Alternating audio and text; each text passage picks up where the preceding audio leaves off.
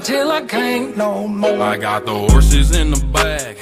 Horse stock is a Film ini diawali dengan diperlihatkannya orang yang sangat pintar dan berbakat dari jurusan IT yang bernama Caleb. Nah, Caleb ini mendapatkan sebuah kesempatan langka untuk tinggal serumah dengan seorang pemimpin dan peneliti di sebuah perusahaan IT yang bernama Blue Book. Kayak suara air gitu ya, Blue Book, Blue Book, Blue Book. Caleb kemudian berangkat naik ke helikopter ke rumahnya si pemimpin perusahaan itu. Jadi memang bos ini tinggal di sebuah rumah yang sangat terpencil di tengah hutan. Misterius banget ya. Singkat cerita, Caleb bertemu sama orang yang bernama Nathan. Dia pun langsung mengajak Caleb untuk berkeliling dan memberitahu di mana kamar tidurnya.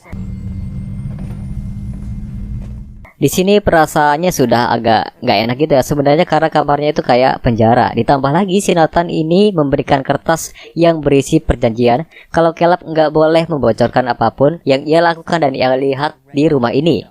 Karena nggak punya pilihan, Caleb pun mau nggak mau setuju sama permintaannya. Keesokan harinya ia langsung tuh diajak sama Nathan untuk melihat penelitiannya.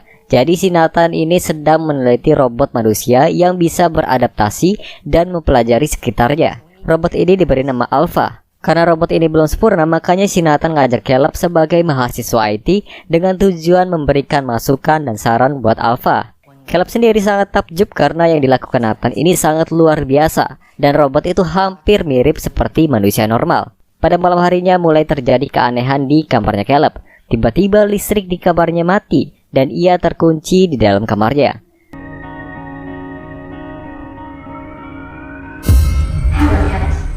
Namun beberapa detik dia pun keluar dan berjalan menyusuri lorong di rumah ini. Dan sampailah dia melihat sebuah telepon.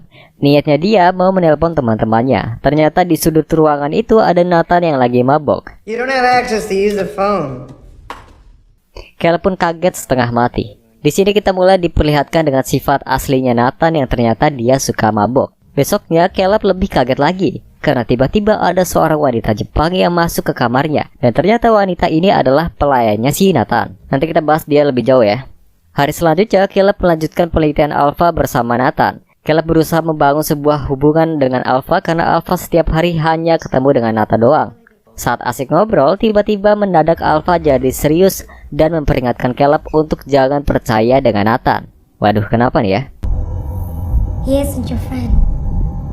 Singkat cerita, saat sedang makan malam, Nathan ini cerita kalau akhir-akhir ini sering terjadi mati listrik di rumahnya. Dan dia bertanya dengan Caleb apa saja yang mereka obrolin tadi. Karena si Nathan ini nggak bisa lihat dan nggak bisa dengar obrolan mereka saat mati listrik. Nah, jadi yang bikin mati listrik ini adalah si Alpha. Makanya di kamarnya Caleb ini ngeliatin Alpha dari TV dengan muka yang... aduh, sudahlah ya.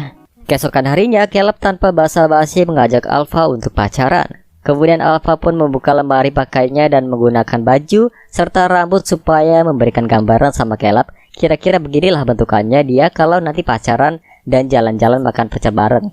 Ini semua sudah tentu membuat Caleb menjadi tegang melihat Alpha yang membuka bajunya. Kemudian Caleb mulai berdebat dengan Nathan tentang daya tarik dari si Alpha. Karena Alpha ini punya hasrat sama dengan manusia. Tapi dengan sedikit penjelasan, Caleb pun mengerti dan melanjutkan penelitiannya lagi dengan Alpha yang makin kesini, Alpha makin mulai intim dengan Caleb. Di tempat lain ternyata si pelayan Jepang ini juga robot, yang selain menjadi pelayan, dia juga dijadikan sebagai alat pemuas buat Nathan. Dari mandi bareng sampai nemenin dia mabok dan joget bareng. Hari-hari berikutnya makin ribut ya, si Alpha ini juga mengungkapkan perasaannya dia ke Caleb.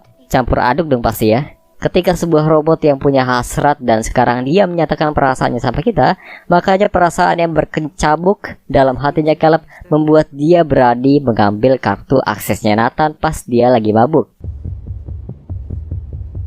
Kemudian dia masuk ke kamarnya Nathan untuk mengetahui rahasia apa yang sebenarnya disembunyikan oleh Nathan di rumah ini.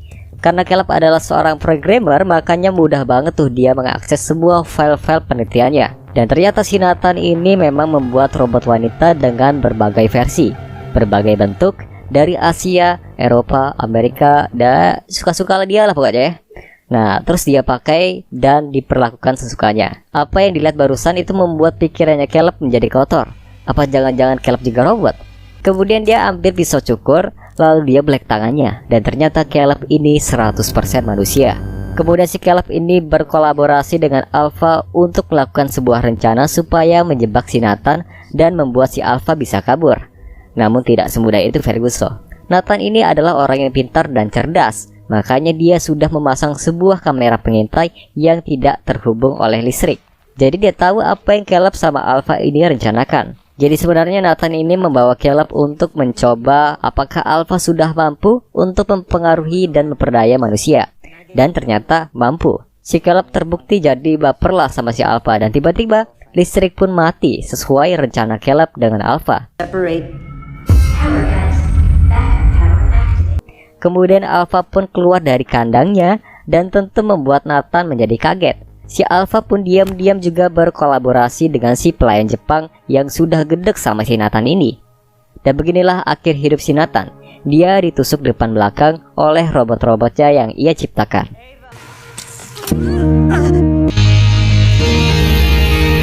Kemudian Alpha mengambil kartu aksesnya Nathan untuk kabur. Kemudian si Alpha mengambil kulit-kulitan supaya membuat dia menjadi seperti manusia normal. Dan inilah bentukan akhir si Alpha. Cantik juga ya. Kemudian terlihat si Caleb dicuekin sama si Alpha dan dikurung di dalam kamarnya Nathan. Alpha pun pergi meninggalkan Caleb, dan Nathan yang sudah pergi duluan ke akhirat. Ternyata Caleb ini hanya dimanfaatkan oleh si Alpha supaya dia bisa bebas. Film pun berakhir dengan si Alpha pergi ke dunia bebas dan meninggalkan Caleb sendirian yang dikurung di kamarnya Nathan tanpa lampu dan makanan dan minuman. Ada WC juga nggak ya, kata gue. Oke, nih film ceritanya gokil sih ya. Gue kira si Alpha ini bakalan kabur berdua dengan Caleb. Ternyata plot twist kali ini ceritanya. Oke.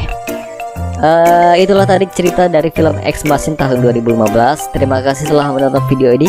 Kami segenap kru yang bertugas pamit undur diri dan sampai ketemu di video selanjutnya. Bye bye.